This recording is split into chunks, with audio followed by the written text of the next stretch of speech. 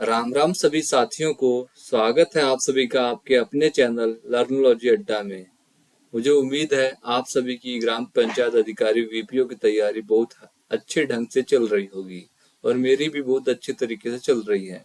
अगर आप मेरे चैनल पर वीडियोस देखते हैं तो मैं आपको उम्मीद कराता हूं और भरोसा भी देता हूं आपके आसानी से बहुत ज़्यादा अच्छे नंबर आने वाले हैं, क्योंकि जो हम पढ़ा रहे हैं, जो जिस तरीके से 20 क्वेश्चन डेली कर रहे हैं और डेली क्लासेस चल रही है, उससे हमारे बहुत अच्छे नंबर आने वाले हैं, क्योंकि हमारा कंटेंट भी बहुत ज़्यादा अच्छा है। तो चलिए देर ना करते हुए आज हम जो हमारा रोज शाम को डेली 5 बजे रट्टा मार सीरीज चलता है, उसमें आज हम प्रैक्टिस सेट 23वां करने वाले हैं। इसमें हम डेली 20 क्वेश्चनों को देखते हैं और 20 क्वेश्चन हम सभी को आसानी से याद भी जाते हैं, क्योंकि 20 क्वेश्चन बहुत कम क्वेश्चन होते हैं 10-15 मिनट की वीडियो में याद करने को। अगर आप चैनल पे पहली बार आए हैं तो चैनल को सब्सक्राइब तब करिएगा जब आपको कंटेंट अच्छा लगे। तो चलिए देर ना करते हुए वीडियो को शुरू करते हैं। और पुरानी वीडियो जो आपने नहीं देखी है तो मैं आई बटन में लिंक दे रहा हूँ, आप जाकर वहां पर देख सकते हैं। तो चलिए शुरू करते हैं। आज का पहला क्वेश्चन है हमारे सामने, पंचायतों का कार्यकाल 5 वर्ष नियत किया जाना किस तरह का उपबंध है? या स्वविवेकी है, मतलब अपने दिमाग से हम सोच कर सकते हैं, या आदेशात्मक है, या ए और बी दोनों है, या उपयुक्त में से कोई नहीं है? तो जो भी यह नियम बनाए गए हैं संवैधानिक दर्जा के बाद 1992 के बाद, वो सारे जो नियम हैं उसमें मैक्सिमम हमारे आदेशात्मक उपबंध हैं। 2 प्रकार के उपबंध है, स्वविवेकी और आदेशात्मक। ये जो हमारा उपबंध है 5 वर्ष कार्यकाल होना चाहिए, यह आदेशात्मक उपबंध है। ठीक है, इसका इसलिए बी ऑप्शन जो है वो बिल्कुल सही होगा। बी ऑप्शन पे हम टिक करते हैं। अगला क्वेश्चन देखते हैं इसके बाद। 20 लाख से कम जनसंख्या वाले राज्यों को छोड़कर सभी राज्य एवं संघ शासित क्षेत्रों में मध्यवर्ती स्तर की पंचायत का गठन वर्णित है। जैसे आपको पता ही होगा, हमने पिछले प्रैक्टिस में बताया था कि जहां पर जिस राज्य की आबादी 20 लाख से कम होगी, वहां पर मध्यवर्ती स्तर जो होता है, पंचायत ब्लॉक स्तर जो होता है, वह होना जरूरी नहीं है। लेकिन जहाँ की आबादी 20 लाख से ज्यादा है, वहाँ यह होना बहुत जरूरी है। हमारे उत्तर प्रदेश की जो आबादी है आज करीब 24 करोड़ है, इसलिए हमारे यहाँ त्रिस्तरीय पंचायत व्यवस्था है। तो यह जो है उपबंध है, किस प्रकार का उपबंध है? केवल आदेशात्मक उपबंध है, या केवल स्वविवेकी उपबंध है, या उपयुक्त ए और बी दोनों है, या उपयुक्त में से कोई नहीं? तो यह भी जो मध्यवर्ती 20 लाख से कम में नहीं होगा, यह भी आदेशात्मक उपबंधों में शामिल है। चलिए देखते हैं अगले प्रश्न को। अगला प्रश्न है हमारा, 73वां संविधान संशोधन अधिनियम के अंतर्गत निम्न में से कौन सा आदेशात्मक उपबंध का भाग नहीं है? 4 हमारे पास ऑप्शन है, उसमें पूछ रहा है कौन सा जो उपबंध है वो आदेशात्मक नहीं है। तो चलिए इनको देखते हैं हम। ए ऑप्शन है, पंचायत के सभी सदस्यों को पंचायत की बैठक में मतदान का अधिकार है। यह जो है आदेशात्मक उपबंध है। ठीक है, पहला जो हमारा क्या है, यह आदेशात्मक उपबंध में शामिल है। उसके बाद दूसरे ऑप्शन को देखते हैं हम, ग्राम सभा की स्थापना, यह भी आदेशात्मक है। पंचायतों का नियत कार्यकाल 5 साल होगा, यह भी आदेशात्मक है। और ग्राम सभा की शक्तियां एवं कार्य क्या है, यह आदेशात्मक नहीं है। जो विधानमंडल है हमारा, और सरकार तो नहीं कह सकते, विधानमंडल ही कहेंगे, विधानमंडल की जिम्मेदारी है, यह आदेशात्मक नहीं है। चलिए चलते हैं अगले क्वेश्चन की तरफ। हम अपने अगला क्वेश्चन देखते हैं हम। अगला क्वेश्चन है हमारे सामने, निम्नलिखित प्रावधानों में से कौन सा प्रावधान राज्य के विवेक पर आधारित है? वही बात है, स्वविवेकी और आदेशात्मक। तो इनमें से कौन सा ऐसा प्रावधान है जो राज्य के स्वविवेक पर, उसके बुद्धि पर आधारित है? किसके प्रावधानों? राज्य के। राज्य मतलब जो हमारा राज्य है, जिस राज्य में हम रहते हैं, उत्तर प्रदेश, उसकी सरकार पर आधारित है। देखते हैं ग्राम पंचायत अध्यक्ष का चुनाव का माध्यम जो होगा, किस प्रकार से चुनाव कराया जाएगा, या उसके विवेक पर आधारित है, वो किस तरीके से वहां चुनाव कराएगा। क्योंकि वो अपॉइंट करते हैं जिला कलेक्टर को, डीएम को, उस हिसाब से वो करेंगे। राज्य वित्त आयोग का गठन उनके विवेक पर है, किस प्रकार से किया जाएगा। आर्थिक विकास एवं सामाजिक न्याय संबंधी योजनाएं भी उनके विवेक पर ही, राज्य के विवेक पर भी आधारित है। उसके बाद डी ऑप्शन, उपयुक्त सभी। इसमें जो ऑप्शन हमारा है उपयुक्त सभी, जो तीनों ऑप्शन है बिल्कुल सही है। अगले क्वेश्चन की तरफ चलते हैं, देखते हैं अगला क्वेश्चन है, भारतीय संविधान का कौन सा अनुच्छेद पंचायतों के स्वशासन स्वरूप का वर्णन करता है। मैंने आपको पहले ही बताया, कई बार बताया है कि जो संविधान का अनुच्छेद पार्ट 9 में जो अनुच्छेद 243 से लेकर 243 ओ तक है, वह सारे जो पंचायत से संबंधित है। तो इसमें पूछ रहा है भारतीय संविधान का कौन सा अनुच्छेद पंचायतों के स्वशासन स्वरूप का वर्णन करता है। तो इसमें ऑप्शन हमारे पास 4 है, 243 ख, 243 ग, 243 छ या उपयुक्त में से कोई नहीं। जो इसका सही ऑप्शन है वो अनुच्छेद 243 छ है। छ का मतलब हमारा होगा जी, 243 जी या 243 हिंदी में छ बोल सकते हैं। ठीक है, चलिए देखते हैं अगले प्रश्न को। पंचायतों को विकास एजेंसी के बदले राजनीतिक संस्था बनाने की सिफारिश किस समिति ने की थी। हमने कई समितियों की बात करी है और उसमें जो ये पूछ रहा है हमसे, पंचायतों को विकास एजेंसी के बदले राजनीतिक संस्था बनाने की सिफारिश किस समिति ने की थी। क्योंकि जो आपको याद होगा, अशोक मेहता समिति ने क्या कहा था कि सारे राजनीतिक दल पंचायती चुनाव में भाग ले सकते हैं, इसलिए उसे विकास एजेंसी लोगों ने माना। लेकिन जो अशोक मेहता कमेटी थी वो कहती थी सभी राजनीतिक इसमें संस्था घुस जाए और उसको भी जैसे ऊपर का हाल है राजनीतिक हाल, वैसा पंचायत को भी बना दें। लेकिन अशोक मेहता की समिति को यह बात जो उन्होंने कही थी, सरकार ने इसको बात को नहीं मानी।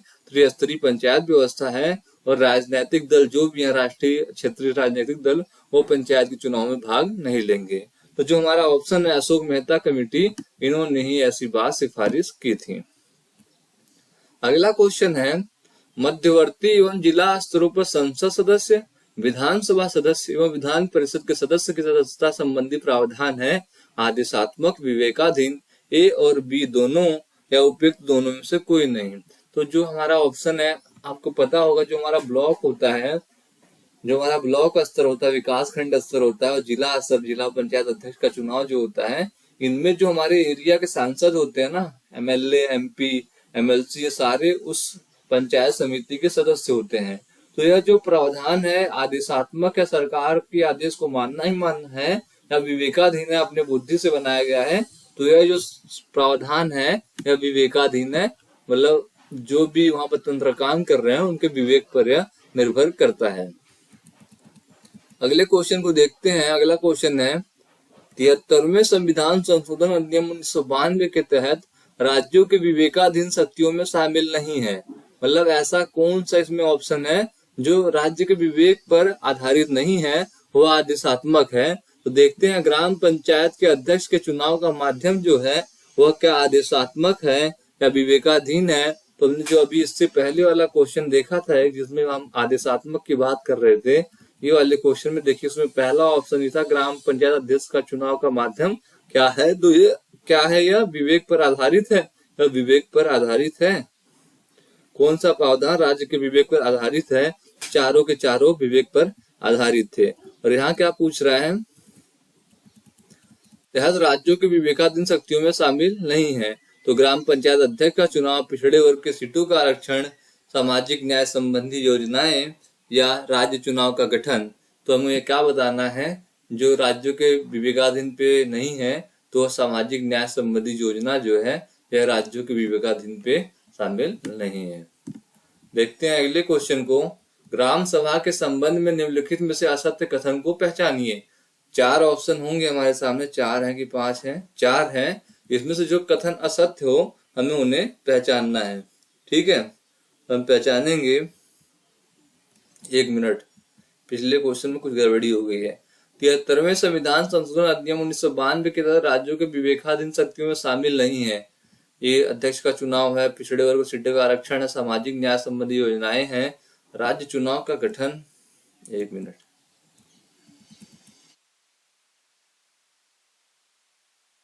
बिल्कुल सही है, बिल्कुल सही है। सामाजिक न्याय संबंधी योजनाएं जो है वो नहीं है। चलिए इसमें देखते हैं क्या असत्य है। ग्राम सभा के शक्तियों एवं कृत्यों का उल्लेख 243 ख में किया गया है।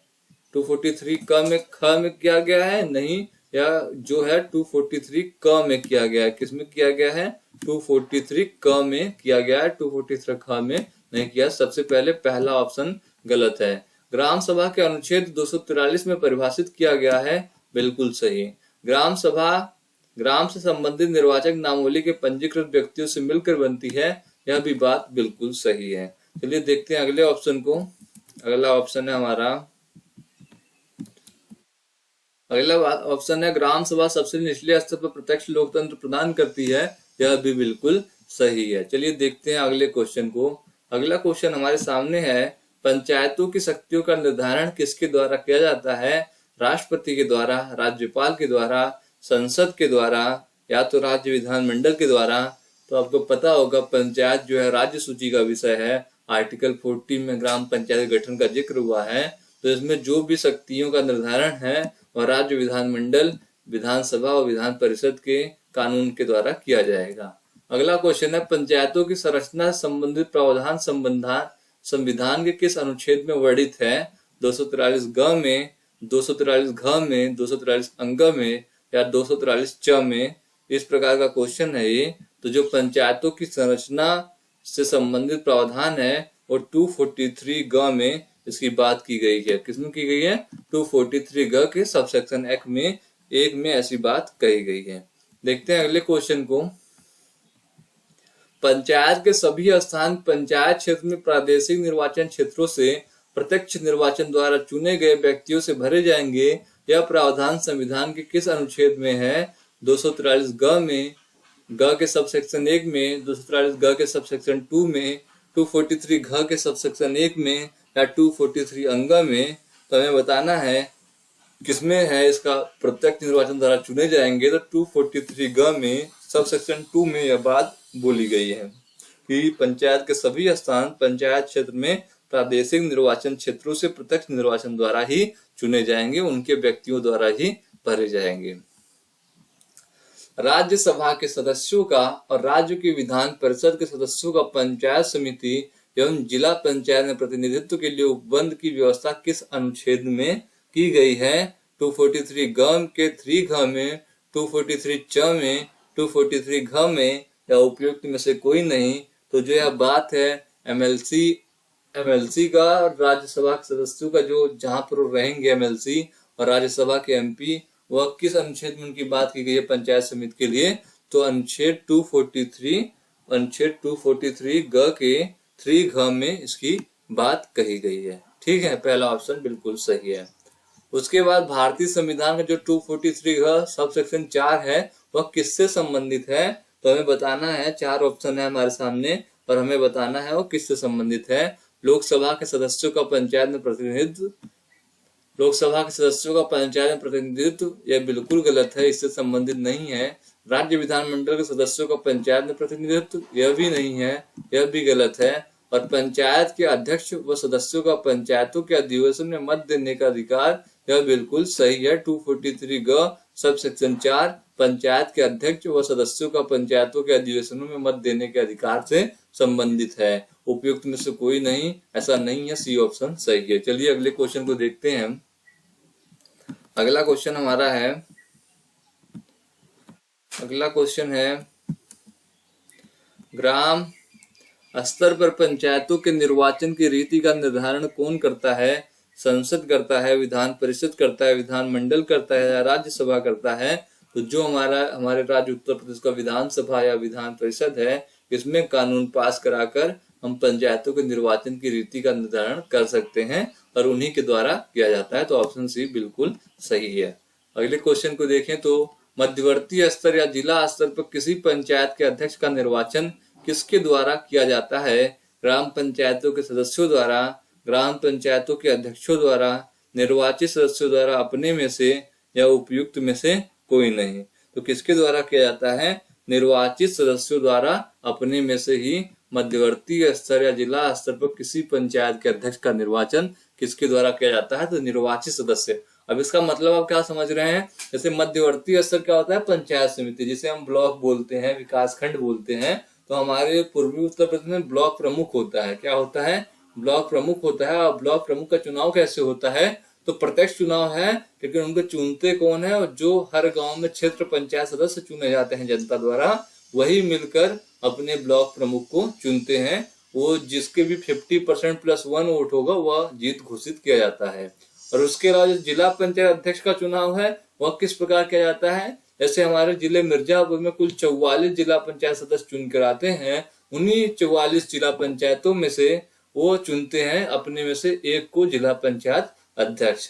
इसी प्रकार जो ब्लॉक प्रमुख है उसका भी बीडीसी या क्षेत्र पंचायत सदस्य होना बहुत जरूरी है। उसी प्रकार जिला पंचायत अध्यक्ष को भी जिला पंचायत सदस्य होना जरूरी है। चलिए देखते हैं अगले क्वेश्चन को।